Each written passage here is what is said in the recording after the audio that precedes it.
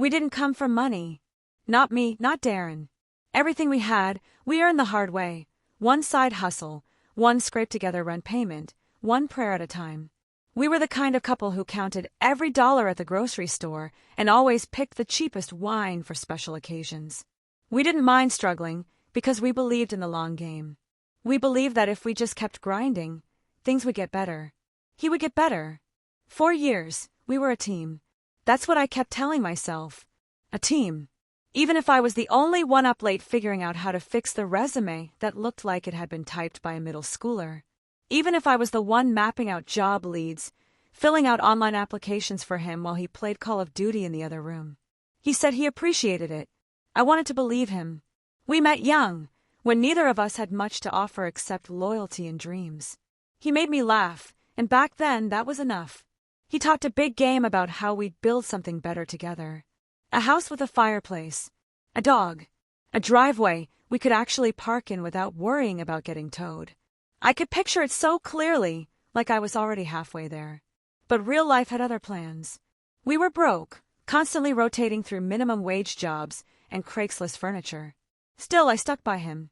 I'd patch his jeans, talk him down from his meltdowns, remind him he was smart when he couldn't get an interview callback.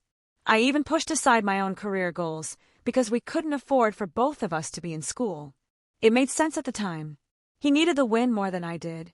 He used to say, "When I get on, we're both getting on." I should have asked what on meant. Things started to shift the day he got that car. It wasn't even his, not really. A leased, black-on-black sports car with tinted windows and a monthly payment that made my stomach twist. But it looked fast. It looked expensive. And to Darren, that meant everything. He strutted out of that dealership like he just won the lottery, keys spinning around his finger, ego puffed up to twice its size. I remember standing there, smiling through my anxiety, pretending to be proud of him. He said it was our car. Said it was a symbol of how far we'd come. But from the second he sat behind that wheel, it stopped being ours. The man who used to ask me before spending $10 on Uber Eats was now blasting down highways like he owned the city. He started posting selfies with the car like it was a person, always tagging it in captions like, "Finally leveling up." He'd park in front of the apartment just to stare at it from the window. But the car didn't just change his Instagram feed. It changed him. Suddenly, he was out late, always with some vague excuse, networking, grabbing drinks, meeting a guy about a job. He started dressing different, talking different. He'd laugh at things I didn't understand anymore. And worst of all, he looked at me like I was still stuck in the struggle while he had risen above it. It's wild how quickly someone can forget who held them down when they had nothing. While he was polishing his rims and taking the long route home to show off, I was still submitting resumes for him. Still tweaking cover letters, using my own professional contacts to try and get his foot in the door at the transit company downtown. A solid job, benefits, union, stability. I stayed up late more nights than I can count, writing emails in his voice, coaching him through interview questions he never practiced. I was building his future while he was out flexing his leased lifestyle like it was forever. There were warning signs, but I brushed them off. The sudden defensiveness, the new passwords on his phone, the way he started accusing me of being controlling whenever I asked where he was going. I kept telling myself it was just the stress, that this was a phase, that we were still in this together. But the truth is, I'd been alone for a long time. I just hadn't realized it yet. The car was his golden ticket, his shortcut to a version of himself he'd always fantasized about. Confident, desired, in control. For once, he wasn't the broke guy. He wasn't overlooked. And in some twisted way, I think he resented me for seeing him before the car, before the illusion. I reminded him of where he came from, and he didn't want to look back. I didn't know it yet, but the man I'd fallen in love with was gone, replaced by someone shinier, louder, emptier. Someone who'd trade years of love for a few nights of attention, and someone who was about to lose everything just as quickly as he'd gotten it. But for now, I kept smiling, kept supporting, kept writing those damn resumes and believing in a man who was already halfway out the door. And he was already in the fast lane, looking in the rearview like I was just another mile marker on his way to nowhere. They say hindsight is 20/20, but honestly, I think I saw it all happening in real time. I just didn't want to believe it, The shift wasn't some dramatic explosion. It was slow, creeping, like a leak in the ceiling you keep ignoring until the whole thing caves in. At first, it was the little things. Darren stopped making eye contact during conversations. He'd respond to questions with shrugs or half-grunts, more interested in whatever was on his phone. His smile became more of a smirk, condescending, distracted, like he knew something I didn't. And maybe he did. He started going out more. At first, it was under the guise of networking, or meeting up with the guys. But it became routine. Every weekend. Then weeknights. Then random afternoons. Always somewhere he couldn't quite explain. If I pressed him for details, I was nagging. If I didn't ask, I was acting cold. It was a game I couldn't win. I'd sit on the couch with my laptop, still polishing his job applications and refining his LinkedIn profile, while he was God knows where with God knows who. I stopped telling friends what was really going on. Part of me didn't want to admit it out loud. The other part didn't want to hear them say what I already knew. He was slipping away. The car didn't help. It had become his second skin, his real relationship. He cleaned it more than he talked to me. He'd park it diagonally like he wanted strangers to admire it. Sometimes I wondered if he loved that car more than he'd ever loved me. He started using phrases that didn't sound like him. Boss moves. Don't worry about it, baby girl. I'm just doing me right now. Phrases pulled straight off TikTok thirst traps and rapper interviews. One night, I joked that he was acting like someone else. He just stared at me and said, "Maybe I am someone else." And just like that, I realized he wasn't joking. There were women in his phone. I could feel it. I wasn't snooping. Yet, but every instinct in me screamed that his attention wasn't just elsewhere. It was on someone else. Or multiple someones. He'd get texts late at night, his phone face down. I'd catch flashes of Instagram DMs and Snapchats from names I didn't recognize. When I asked, he told me I was being insecure. I'm allowed to have friends, he said, as if these friends sent peach and fire emojis for innocent reasons. I remember the first time I felt the truth hit me, not just in my brain, but in my chest. We were in bed, backs turned to each other. No good night, no warmth, just silence. I reached out, put my hand on his shoulder. He flinched like my touch burned. That's when I knew something had broken between us. But I wasn't ready to let go. Not yet. I still hoped it was stress. That maybe the pressure of finally leveling up had gotten to his head. I tried to be patient. I tried to be kind. I even doubled down, cooked more, dressed up more, tried to initiate real conversations. I asked if he wanted to do counseling. He laughed in my face. "Nah, I'm good. It's you who's tripping." So I stopped asking. I stopped trying to pull him back toward me. I focused on the job apps, the future plans we'd once made together. I was still holding on to the idea of us, even if the actual version of us had already cracked down the middle. Then came the night I found the Uber receipt in our shared email. Pickup, downtown bar. Drop off, apartment complex I didn't recognize. Time, 2:11 a.m. I stared at it for a full 5 minutes, refreshing the page like the destination would magically change. It didn't. When I confronted him, he gave me the most insulting excuse I've ever heard. Dropped a friend off who was too drunk to drive. He didn't say male or female. I didn't need him to. After that, the spark between us didn't just dim, it went out entirely. Our home turned into a war zone of avoidance. I slept with my back to him. He came and went like I was a roommate, not a partner. I started rehearsing what I'd say if I ever caught him cheating, like I needed to be ready for the moment I knew was coming. And yet, I still hoped. Because when you've built your life around someone, when you've given them your time, your youth, your love, you don't walk away easily, even when they've already left in every way that counts. I held on until my hands bled. I gave him time. I gave him grace. I gave him the chance to be honest. He gave me excuses, and silence, and secrets I hadn't uncovered yet, but something in me had shifted too.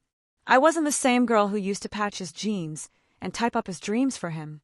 I was starting to remember who I was before him, and more importantly, who I could still become after him. It was supposed to be a celebration. Not a huge one, just dinner with a few close friends, maybe a glass of wine at home afterward. I wasn't expecting fireworks or 5-star restaurants.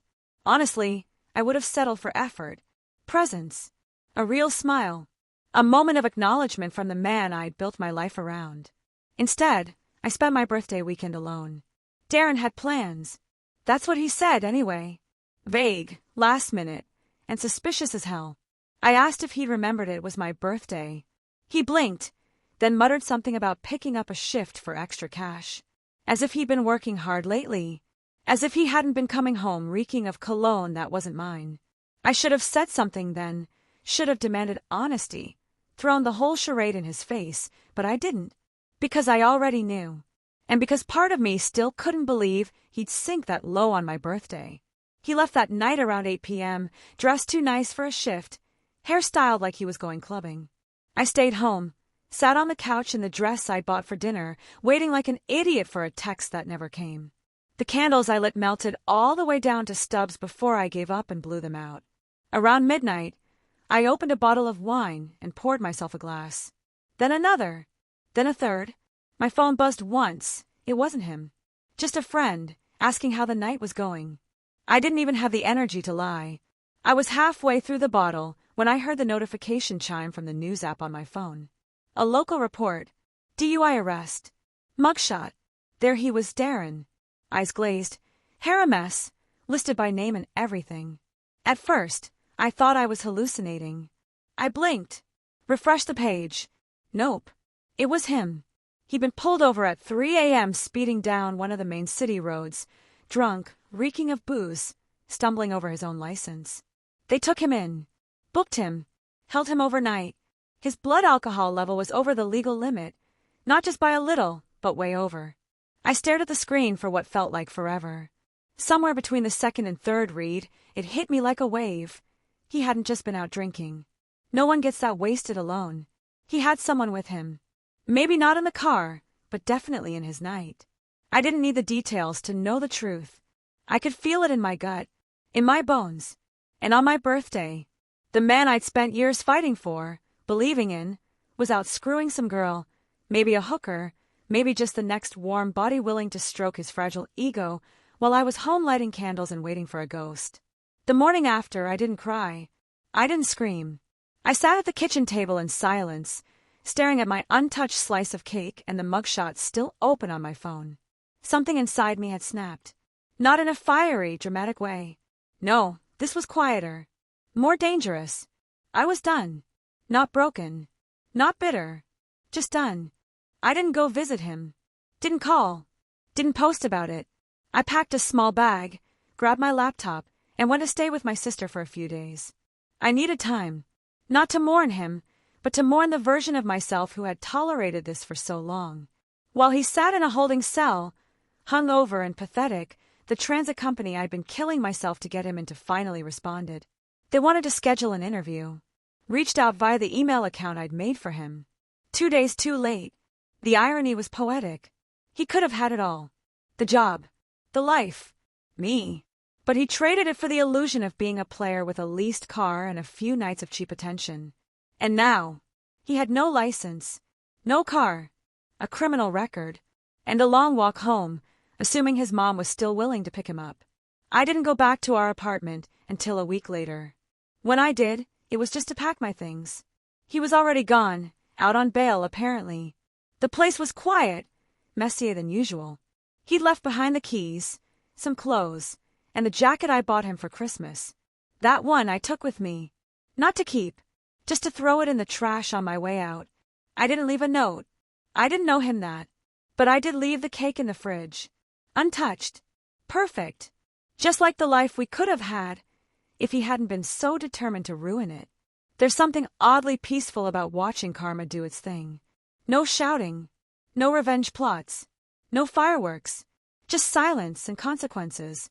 After the DUI, Darren's world crumbled fast, and it wasn't the kind of slow burn I'd once imagined. It was immediate. A landslide of everything he built his identity around falling apart piece by piece. First went the car. Of course. He couldn't keep up with the lease payments without a license and a job. The bank sent a tow truck within weeks. I didn't see it happen, but a mutual friend told me he stood on the curb in sweatpants, arms crossed, watching the only thing he had ever truly valued get pulled away. No protest. No pleading. Just a hollow look. Like he still didn't believe it was real. Then came the job that could have been. The transit company followed up twice. I could see the email pings in the account I'd set up for him, the one he never checked because I had always done it for him. They were offering him an interview. A serious one. A starting salary with benefits and a pension plan. The kind of job that would have set him up for life. All he had to do was answer. Show up. But he didn't. By the time he tried to respond, it was too late. The system had flagged his recent arrest. The DUI charge was public record. His name was red flagged. Opportunity lost. I imagine he might have stared at that rejection email the same way I'd stared at his mugshot, numb and stunned, like life had suddenly flipped the script without warning. Except it had warned him. I did. He just hadn't listened. After that, he moved back in with his mom. Another friend confirmed it. Said she saw him skating. Yes, skating. Through downtown with a backpack and a blank stare. No license, no car, no dignity left to hold on to. Just a 30-something man-child rolling around like a high school burnout who never grew up. Apparently, he told people he was just taking time to figure things out. Sure, figuring things out on a skateboard with a court date and no future plans. Meanwhile, I was thriving in ways he never expected. I got a raise at work. A big one. The kind that let me trade in my sensible sedan for the kind of car Darren used to fantasize about. But unlike him, I actually earned mine. No lease. No fronting. Just keys in hand and title in my name. And the real twist, I got accepted into the training program we used to talk about, together. The career we once dreamed of building side by side was now mine alone. I crushed the entrance tests, aced the interviews, and dove into the work with a focus I hadn't felt in years. No one was holding me back anymore. Especially not him. I ran into him once. Well, almost. I was leaving the coffee shop near my new office, latte in hand, sunglasses on, dressed in a blazer that screamed, "I'm good without you." And there he was, coming down the sidewalk, board tucked under one arm, eyes cast low like he was avoiding the world. He didn't see me, but I saw him, and for a second, I thought about calling out, waving, smiling just enough to let him know I saw everything. But I didn't, because I didn't need to. He looked like a ghost. Pale, thin, tired. The same man who once called me his rock now looked like he hadn't stood on solid ground in months. I walked past him without a word, didn't even flinch, and it felt better than revenge ever could. He's still out there somewhere. I don't keep tabs, but the occasional update floats through our shared social circle like smoke from a distant fire. Rumors of odd jobs, part-time stints he couldn't hold, a few new flings that didn't last long. No steady work, no stability, no second act. Just a man who had it all within reach and chose to burn it down. And me, I don't look back.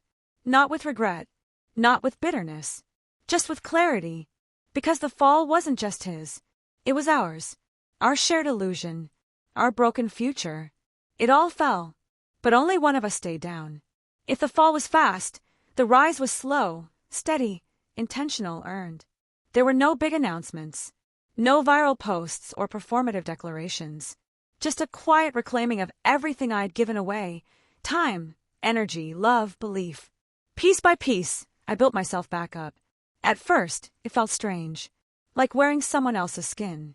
I'd spent so long pouring into Darren that when it was just me, I wasn't sure how to pour into myself. But there's a beauty in rediscovery.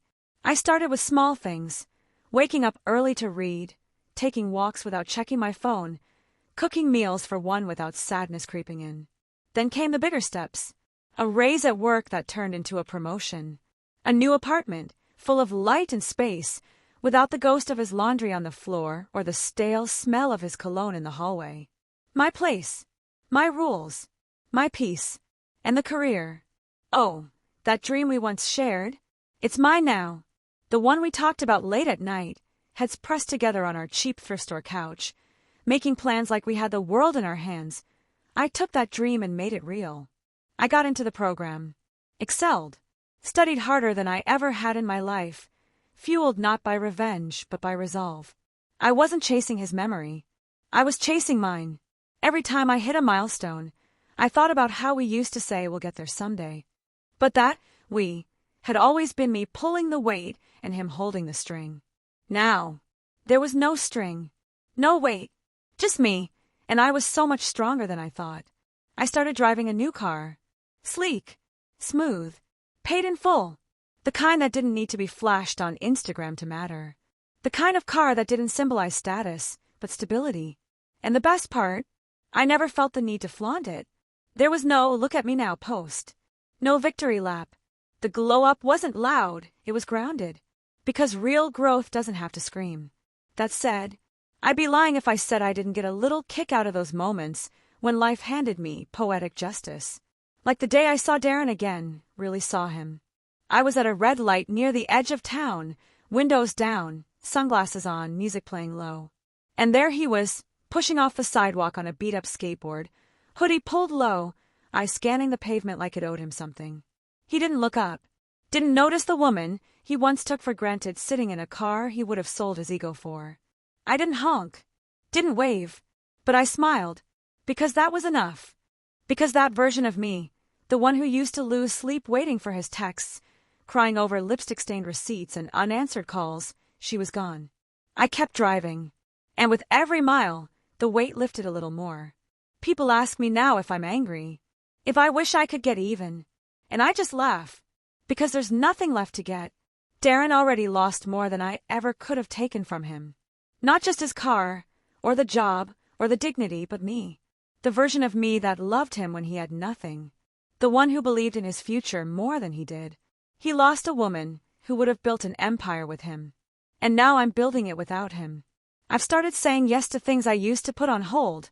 Travel plans, new hobbies, spontaneous nights out with friends. I laugh louder now. I sleep better. My circle is smaller but solid. The kind of people who lift me up without needing to be asked. And love, I don't chase it anymore. I don't need someone to complete me. I've already done that myself. But I know, when it shows up, on my terms, it'll be with someone who sees me clearly, not as a project, or a stepping stone or a savior. Just me. Whole. Powerful. Enough. Because I am. And every time I see a man coasting down the sidewalk on a board that screams unfinished business, I remember. I didn't lose him. He lost me. And I've never looked back. Sometimes I think about how close I came to staying. How easy it would have been to accept the bare minimum, to keep patching up the cracks, pretending the foundation hadn't already rotted out from under us. To keep loving someone who loved the idea of success more than the people helping him get there. But I didn't stay. And thank God for that. Because walking away from Darren wasn't the hardest thing I've ever done, it was the bravest. It was the moment I stopped being a background character in my own life and picked up the pen for myself. He thought the car made him someone. Thought shiny rims and tinted windows could turn years of insecurity and failure into confidence. But it was always just a costume. A mask. And when it came off, when the car was gone, the job vanished, the mask fell. There was nothing underneath. Just a man who thought attention was love and status was power. Who didn't realize that real power was never in the car or the title. It was in the woman who built him up.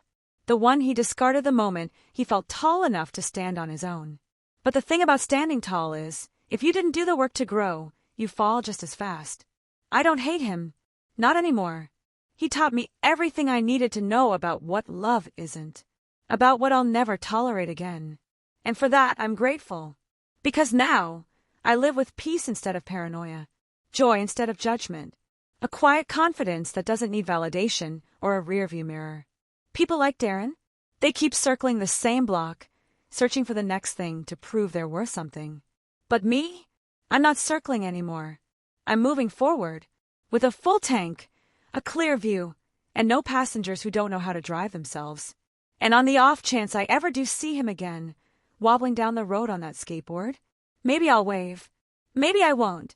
Either way, I'll be gone by the time he looks up. Please like and subscribe to support me. I've been deeply affected by infidelity, and your support means the world to me. Watch Exposed and Broken to help me rebuild my life. Maybe even buy a house one day.